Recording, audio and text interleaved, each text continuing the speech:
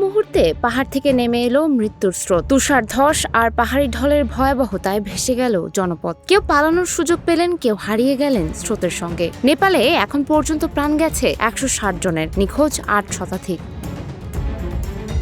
নেপাল তিব্বত সীমান্তে যেন নেমে এসেছে ভয়াবহ ধ্বংসযজ্ঞ। তুষার ধস আর আকস্মিক পাহাড়ি ঢলে মুহূর্তের মধ্যে প্লাবিত হয়েছে জনবসতি, ভেসে গেছে ঘরবাড়ি, সড়ক, সেতু, ধ্বংস হয়েছে গুরুত্বপূর্ণ স্থাপনা। সবচেয়ে বেশি ক্ষতিগ্রস্ত হয়েছে রসুয়া ও নোয়াকোট জেলার নদীর তীরবর্তী এলাকা। উদ্ধারকারীরা ঘটনাস্থলে পৌঁছানোর চেষ্টা করলেও ধসে পড়া পাহাড়ি সড়ক আর সেতুর কারণে অনেক এলাকায় বিচ্ছিন্ন হয়ে পড়েছে। এখন পর্যন্ত এই দুর্যোগে প্রাণ হারিয়েছেন 160 জন, নিখোঁজ রয়েছেন 8 শতাধিক মানুষ।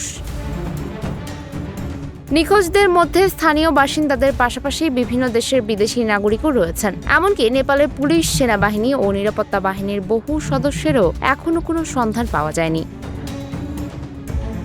সবচেয়ে ভয়াবহ বিষয় হলো দুর্গম পাহাড়ি এলাকায় এখনো চলছে উদ্ধার অভিযান, কিন্তু প্রতিটি মুহূর্তে নতুন করে ধস নামার আশঙ্কা আর বদলে যাচ্ছে পরিস্থিতি। কোথাও স্বজনদের অপেক্ষায় মানুষ, কোথাও নিখোঁজ আপনজনদের সন্ধানে চলছে হাহাকার। নেপাল সরকার জানিয়েছেন উদ্ধার ও ত্রাণ কার্যক্রম জোরদার করা হয়েছে, তবে যোগাযোগ ব্যবস্থা ভেঙে পড়ায় দুর্গতদের কাছে পৌঁছানোই এখন সবচেয়ে বড় চ্যালেঞ্জ। পাহাড়ের বুক চিরে নেমে আসে সেই ঢল শুধু মাটি আর ঘরবাড়ি ভাসিয়ে নেয়নি, ভাসিয়ে নিয়ে গেছে শত শত মানুষের জীবন, স্বপ্ন আর পরিবারের আপনজনকে।